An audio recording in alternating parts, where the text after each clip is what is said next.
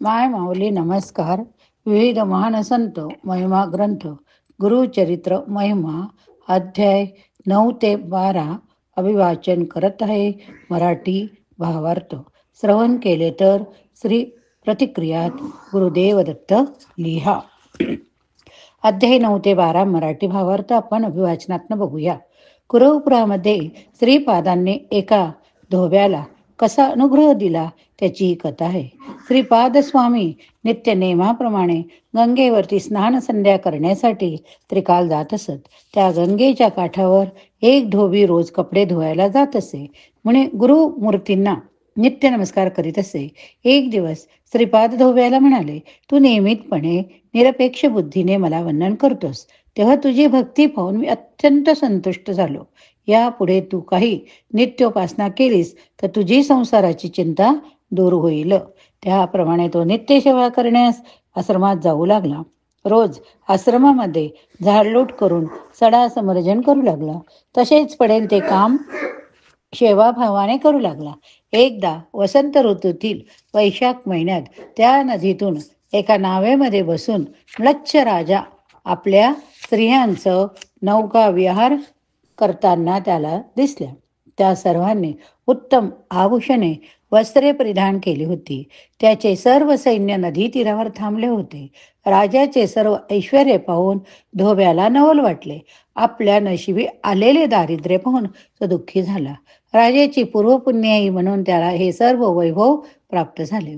आपल्यावर गुरुकृपा होऊन असे ऐश्वर्य मिळावे अशी मनात इच्छा निर्माण झाली. श्रीपाद स्वामींनी त्याच्या मनातील इच्छा ओळखली. गुरूंनी त्याला जवळ बोलावून घेतले व कसली चिंता करतोस असे विचारले.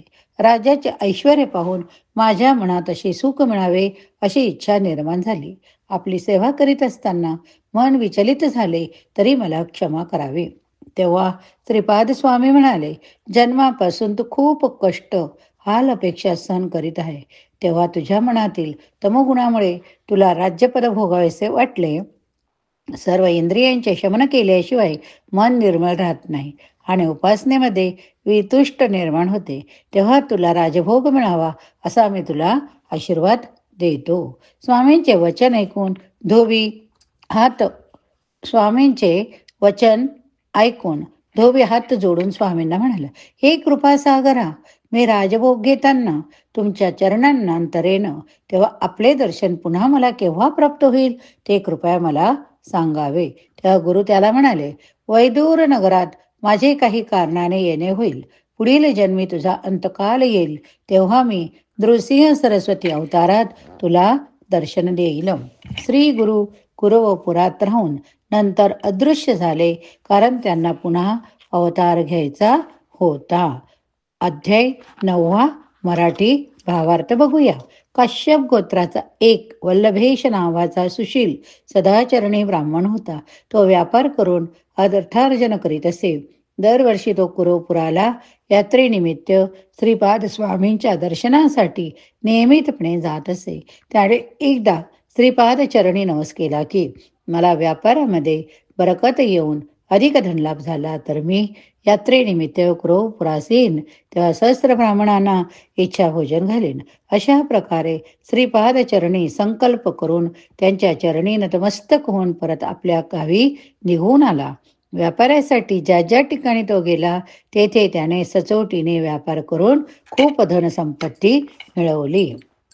यात्रेला निघण्याआधी त्याला पण केलेल्या संकल्पाची आठवण झाली.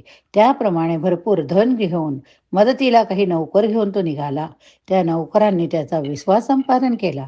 आपापसात संगनमत करून वाटेत एक जंगलामध्ये रात्री मुक्कामाला थांबले असता त्यांनी त्या ब्राह्मणाचा शिरच्छेद केला. त्याच्या जवळील सर्व धनसंपत्ती घेऊन ते जाऊ लागले. इतक्यात कुरवपूर निवासी श्रीपाद स्वामी एका जटाधारी साधूच्या वेशात हातात त्रिशूळ खडंग घेऊन प्रकट झाले. त्यांनी त्या चोरांना मारण्यास सुरुवात केली. त्यातील एका नौकरास ब्राह्मणाचा वध झाल्याचे पाहून खूप वाईट वाटले. तो काकुळतीला येऊन त्या साधुपुरुषांच्या पाया पडून त्याची विनवणी करू लागला.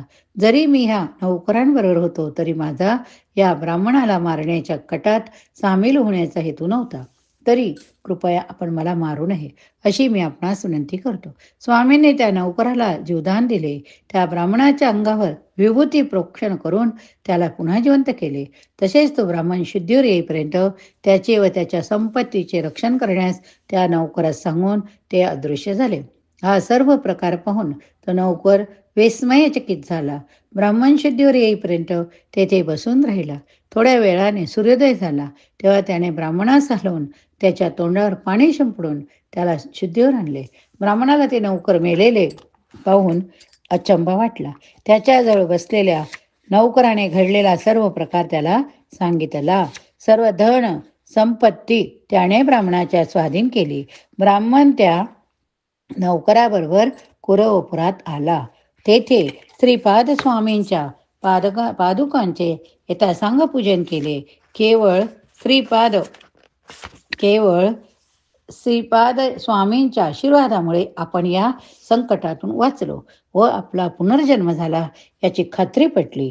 नौकराच्या मदतीने त्याने सहस्त्र ब्राह्मणांना इच्छा भोजन घालून आपला संकल्प पूर्ण केला.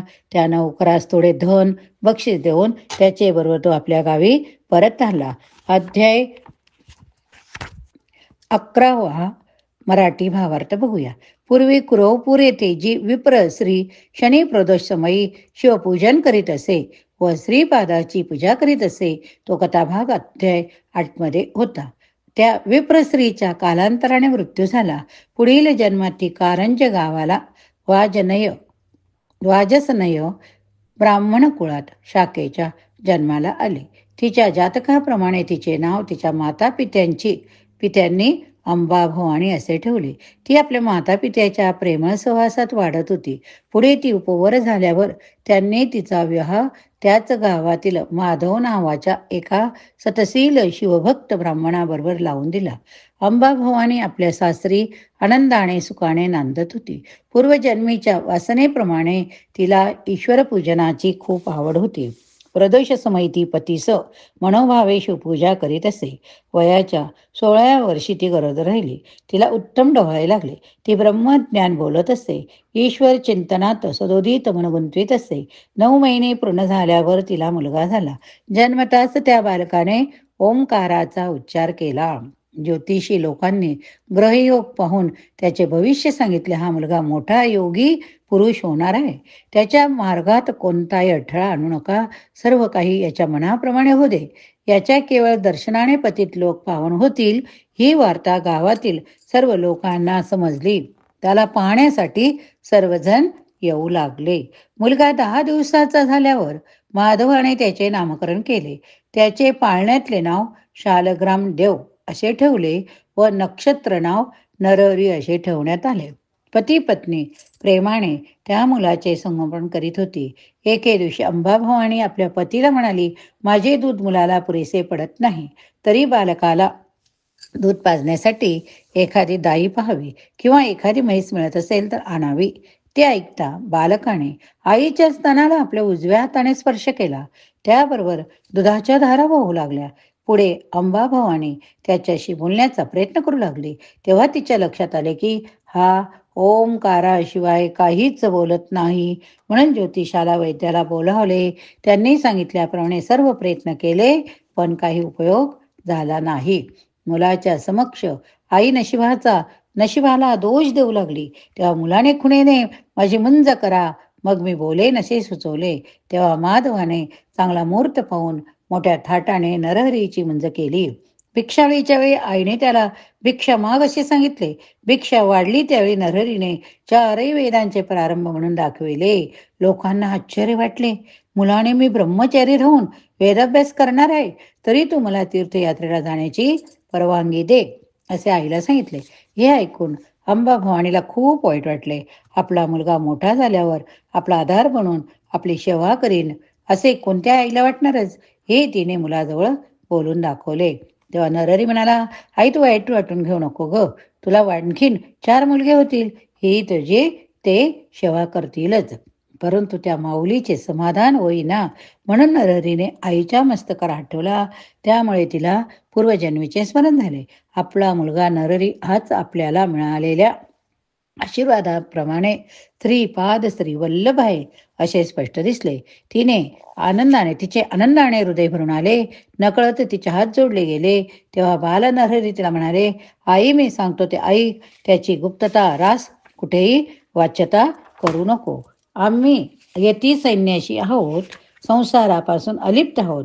मी सर्व तीर्थस्थानात संचार करणार आहे, तरी तुम्हाला आळू नकोस. तेव्हा अंबा भवानी नरहरीला म्हणाली, धर्मशास्त्रात सांगितल्याप्रमाणे बालकाश्रम, गृहस्थाश्रम, वानप्रस्थाश्रम व शेवटी सैन्यासाश्रम स्वीकारावा असे आहे. आईचे वचन ऐकून त्याने तिला तत्वज्ञान सांगितले. आता बघूया अध्याय 12 मराठी भावार्थ. अंबा भवानी आपल्या मुलाला आपल्या परीने बालपणी सैन्यास घेण्यापासून परावृत्त करण्याचा प्रयत्न करते. तेव्हा नरहरी आपल्या मातेला समजावून सांगतात, आई, जीविताचा काहीच भरोसा नाही, म्हणून म्हातारपणाची वाट न पाहता जोपर्यंत शरीर सुदृढ आहे तोवर पुण्य मार्गाचे आचरण करावे. मला संसार, धन दौलत याची कशाचीच आसक्ती नाही. संसार हा स्वप्नासारखा आहे. मोगऱ्याचे फूल जसे फुलून लवकरच कोमसते तसाच हा देह आहे. अशा प्रकारे वेगवेगळी उदाहरणे देऊन आपल्या माता पित्याची समजूत घातली. मुलाचे बोलपण ऐकून आई त्याला म्हणाली, तू आम्हाला सांगितले पटले, परंतु याची खात्री वाटत नाही. तेव्हा तू दिलेल्या वचनाप्रमाणे जोपर्यंत मला आणखी पुत्ररत्न प्राप्त होत नाही तोपर्यंत तू येथेच राहावे. तू आमचा पुत्र नसून आमचे कुलदैवत आहे. तुझ्या वचनाची आम्हाला साक्ष पटू दे. नरहरी 1 वर्ष तेथे आईवडिलांजवळ राहिले. त्या कालावधीत त्याने अनेक विद्वानांना वेदशास्त्र शिकवली. नरहरीच्या वचनाप्रमाणे त्याच्या मातेला जुळे पुत्र झाले. 3 महिन्याचे झाल्यावर नरहरीने आपल्या मातापित्यांचा निरोप घेण्याचे ठरवले. निरोप घेते समयी साक्षात दत्तात्रेय स्वरूपात त्यांना दर्शन दिले आणि पुन्हा 30 वर्षाने मी आपल्या भेटीस येईन असे सांगितले. तसेच त्या जन्मात तुम्हाला आणखी 2 पुत्र 1 कन्या प्राप्त होईल असे सांगितले. असे अभिवचन देऊन नरहरी तेथून निघून गेले. पुढे ते काशी क्षेत्रास गेले. तेथे कृष्ण सरस्वती नावाच्या वयोवृद्ध सैन्याशी यतीने सैन्यास धर्माचे पुनरुज्जीवन करून लोकोद्धार करण्यासाठी त्यांना सैन्यास घेण्यास आग्रह केला. तेव्हा नरहरीने कृष्ण सरस्वतीचा अधिकार ज्येष्ठत्व लक्षात घेऊन त्यांच्याकडून सैन्यास ग्रहण केला. तेव्हापासून नरहरी नृसिंह सरस्वती या नावाने ओळखले जाऊ लागले. नृसिंह सरस्वती यांच्या प्रभावाने अनेक लोक त्यांचे शिष्य झाले. माधव सरस्वती हा त्यांचा प्रिय शिष्य होता. या ठिकाणी आपला 12वा अध्यायातला भावार्थ संपलाय. आपण 9 ते 12 4 अध्यायांचे मराठी भाषांतर भावार्थ बघितला. आता पुढील भागात पुढील कथा बघूया. श्री गुरुदेव दत्त. श्री गुरुदेव दत्त. स्वामी समर्थ. जय जय स्वामी समर्थ. श्री स्वामी समर्थ. जय जय स्वामी समर्थ. जर श्रवण केले असेल तर प्रतिक्रियात श्री गुरुदेव दत्त लिहा.